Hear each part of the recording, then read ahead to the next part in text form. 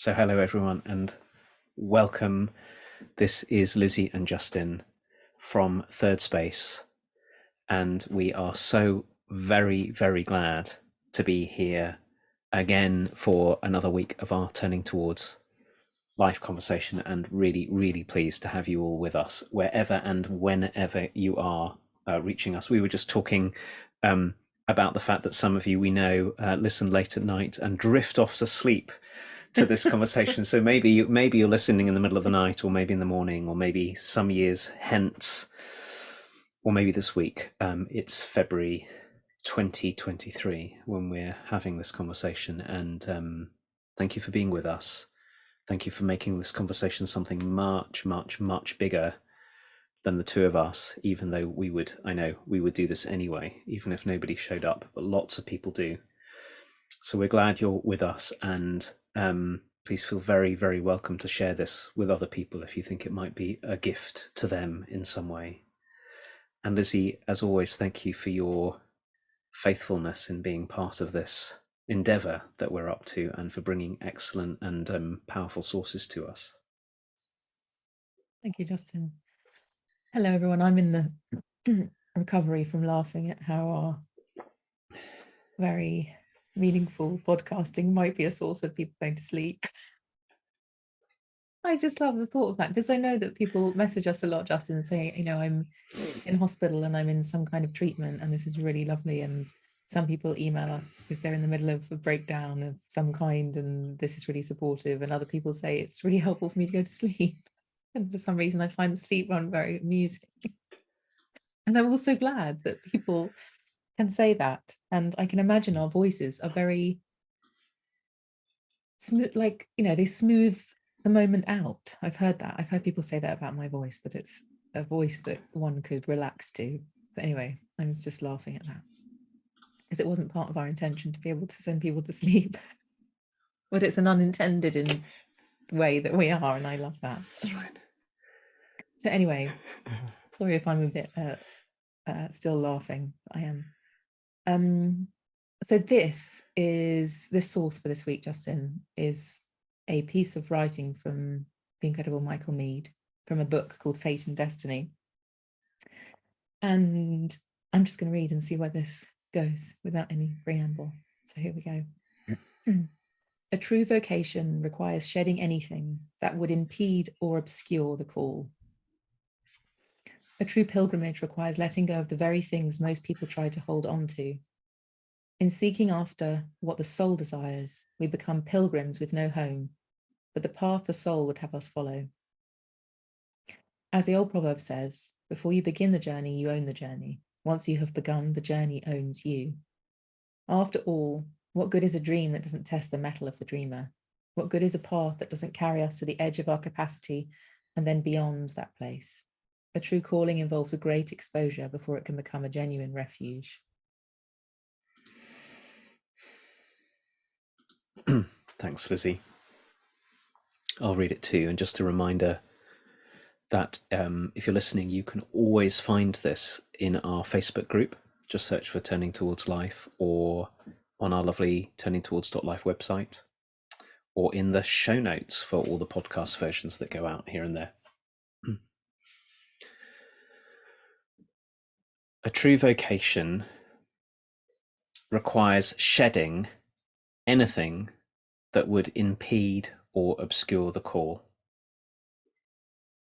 A true pilgrimage requires letting go of the very things most people try to hold on to.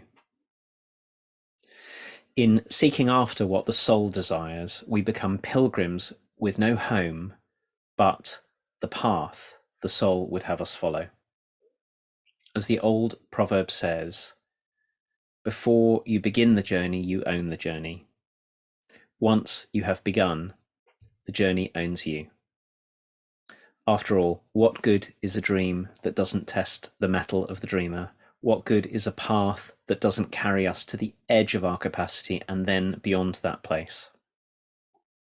A true calling involves a great exposure before it can become a genuine refuge. Thank you, Justin.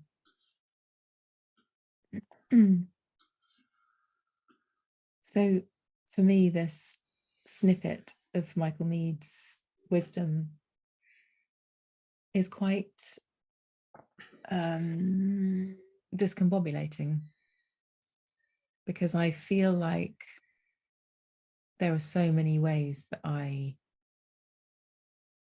almost actively obscure the call.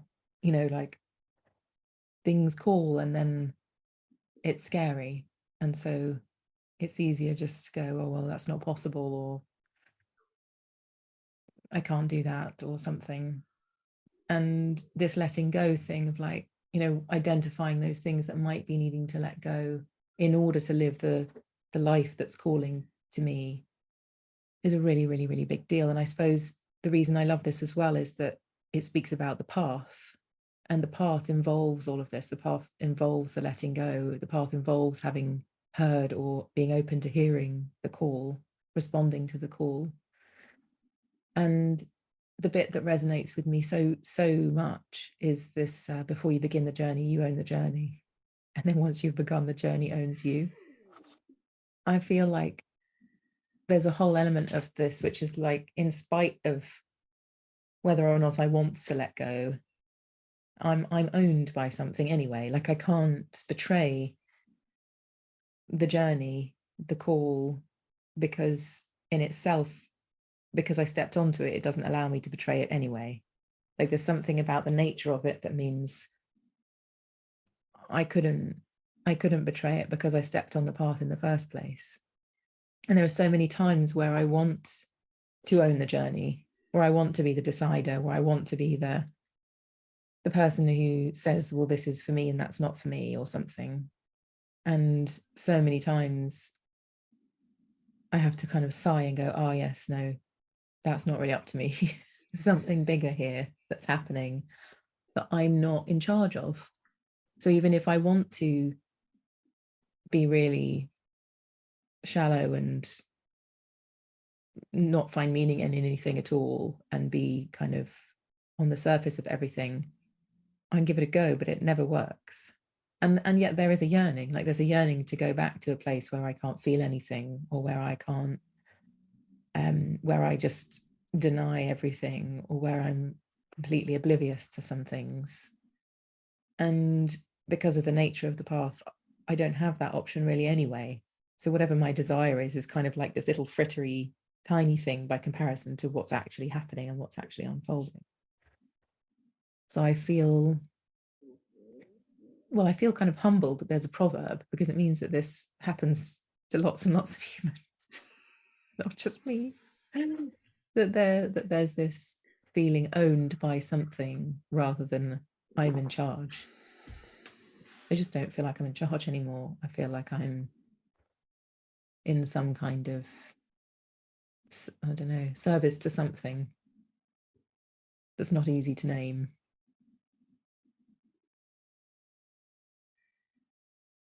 I was very taken by exactly the same part, Lizzie.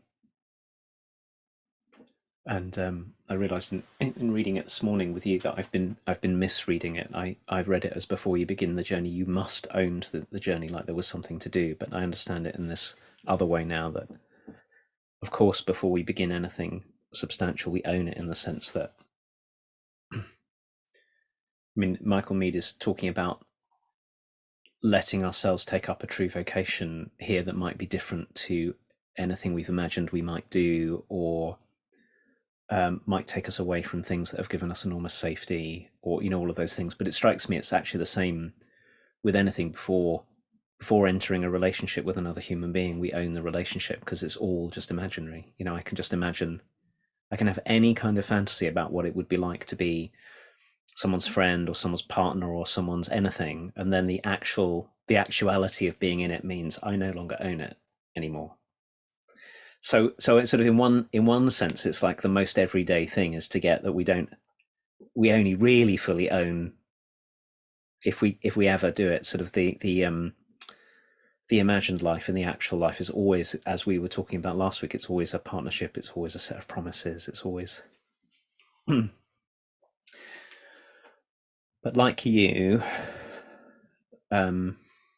this sense of, once we begin a journey, particularly one that matters, particularly one that might have begun with a whisper or a sense that something was awry that needed to be addressed, or once we commit to the journey, I'm really with you and with Michael Mead that there's a way in which it owns us.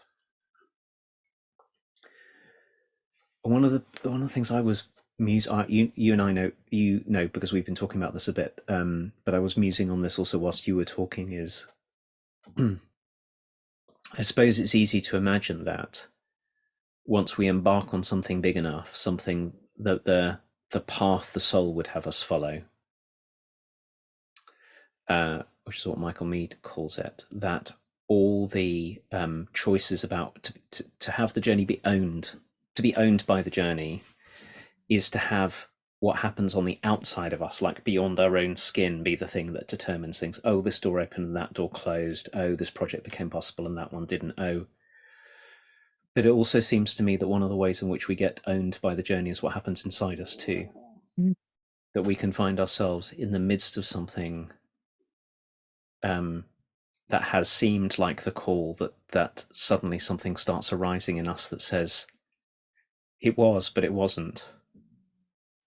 Or you've been on the right path so far, but now it's time to turn over here. And it's quite easy to discount the things that arise. It's a big step to be open enough to what happens outside us, even if this distinction makes any sense, and to go, I'll pay attention, I'll really watch and listen, I'll let life teach me something. Now, I'm finding that it's an even bigger step to also treat with the same degree of honor and attention what arises inside, and treat it as if it matters just as much. And it's a little bit difficult, it's a little bit tricky to talk about, because it can be that the way it feels before we find ourselves on a path, a sort of a path that is really a soul calling in this way that Michael Mead's talking about. It can be that what we're doing up until that point is I'm choosing what I want. And now I'm getting blown open by being on some bigger path that seems to be not what I want, and yet what I'm called to do. In some traditions, there's this idea of the still small voice on the inside.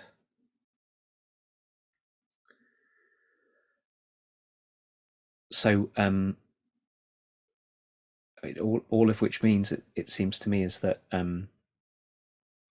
being owned by the journey as this kind of perilous path that Michael Mead lays out, which is that if we're prepared to do it, it'll test us. It'll test every sense of what we know about ourselves, and how and in what way to tell what's called for, or the ordinary ways start to come up for question. At least that's the way I'm seeing it.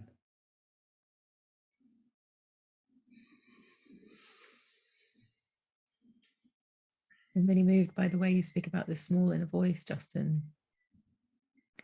And what I can say is that I've always felt so led and inspired when people give credence to that, because I think that's another thing, you know, we talk about this so often, but it's not a thing that is found kind of in general conversation, or the way we're educated, or what happens at university if you've been there, or what happens in normal conversations with people, and when we're finding out what our life is for.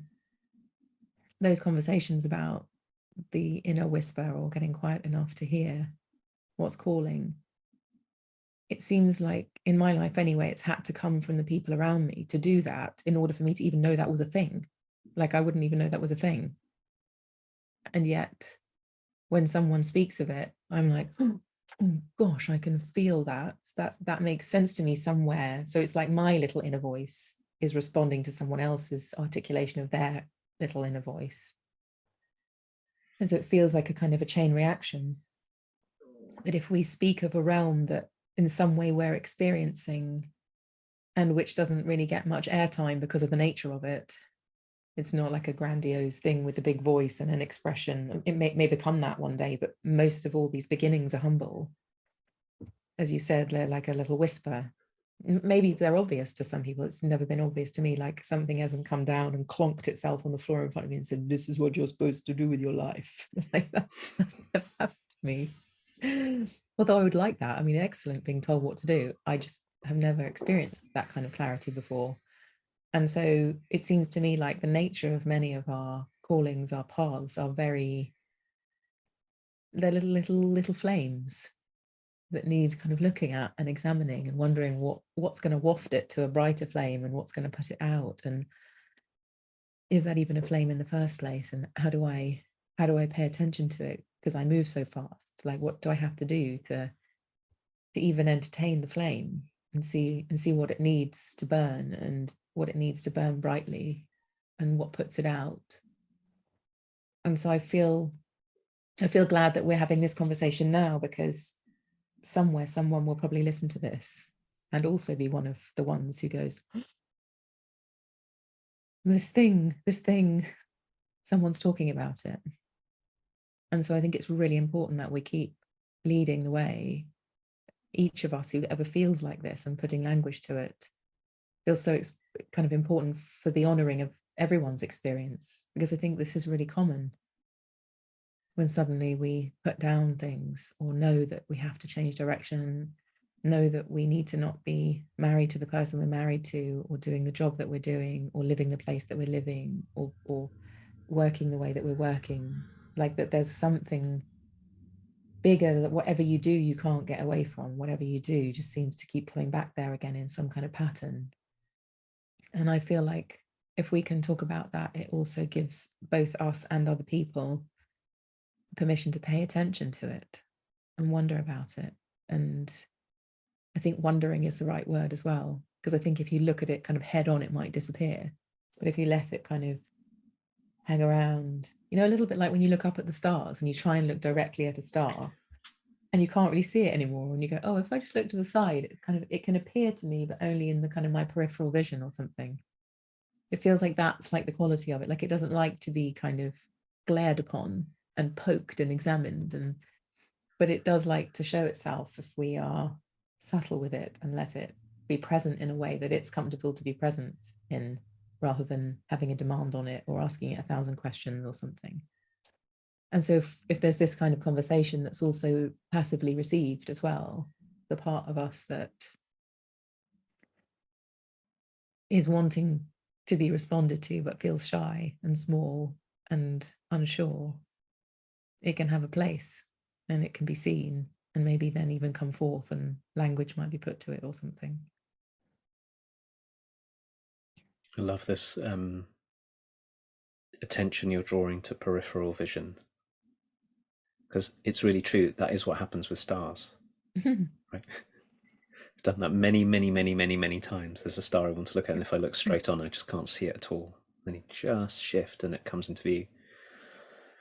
And I suppose one way of relating to that is as a metaphor, but actually it also, what you're clearly talking about, Lizzie, is that our perceptual apparatus, our perceptual capacities actually have this quality, that there are things that when looked at straight on can't be seen.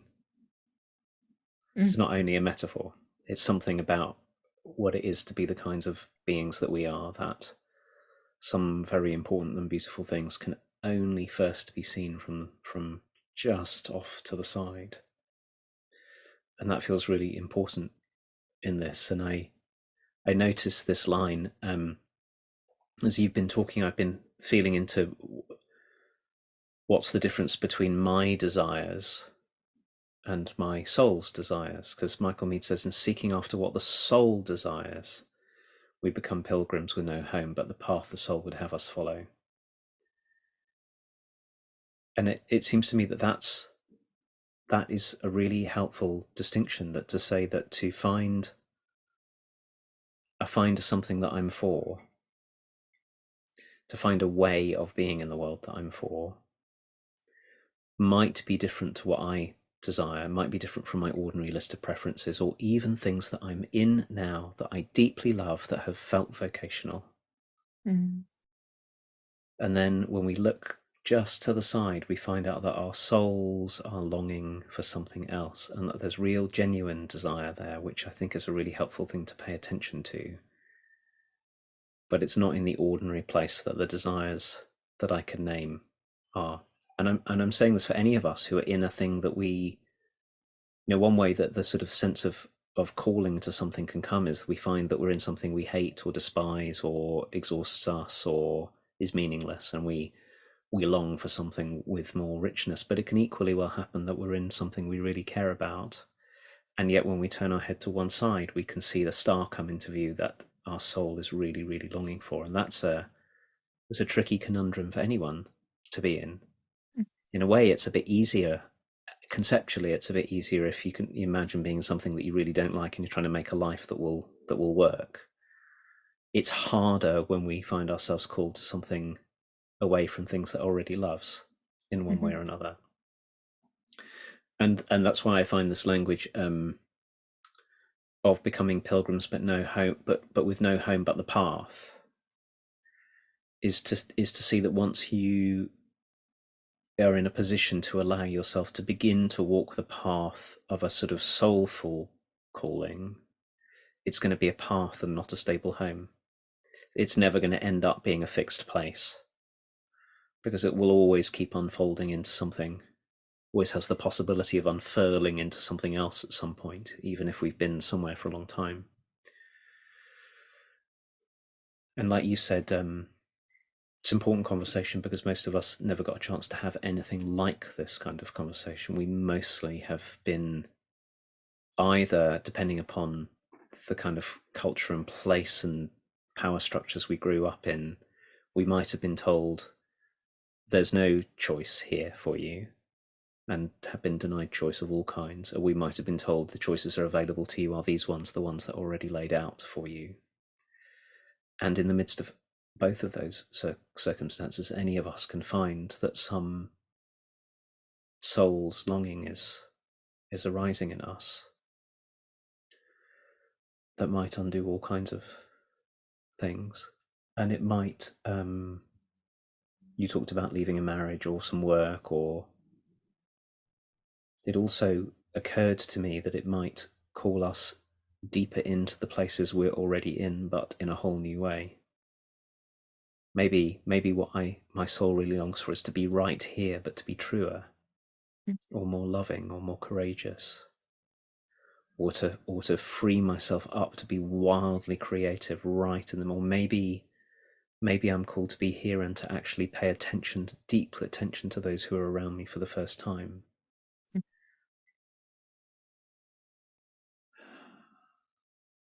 And in all of those cases, it's going to probably be a little bit like looking out of the corner of our eye. And then there's the challenges. Am I prepared to honor it, particularly if when I look out of the corner of my eye, what I see is bright and shining and calls me strongly. I'm imagining this, Justin, like, I love this distinction of, a situational change versus a situation stays the same, but I want to be here in a different way. And in both of those scenarios of whether a big circumstantial change has to happen, like I need to move out of here, or I need to change the whole of my life in some way, like some fundamental block of it needs to change. With that, or with this, I want to be here in a different way. I want to be in relationship with you. I don't want us to be ships in the night anymore. I want us to be close with one another, or something like that. Or I want to find my vocation here. I don't want to go anywhere, but I want to find something here. In both of those scenarios, my sense is that we also kind of upset quite a lot of apple cart.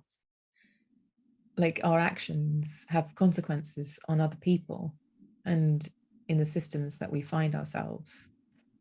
And so we might be letting people down. If you're just listening on audio, I did that in kind of those speech marks that people make with their human fingers.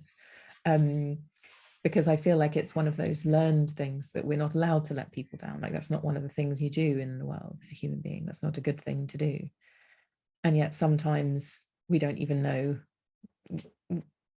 we might not be doing that at all, and we think we're doing it. Like, that probably happens a hell of a lot, that actually people wouldn't even know whether I'd left or not, and I felt like I'd be letting them down when I left. So we don't really know about all of that stuff anyway. But it will upset some apple carts if we follow these peripheral stars. If we pay attention to them, there'll be something that has to shift in the systems around us in order to accommodate our movement, our deepening, our change of direction, or whatever it is. And I think those things are, we're so supremely relational social beings.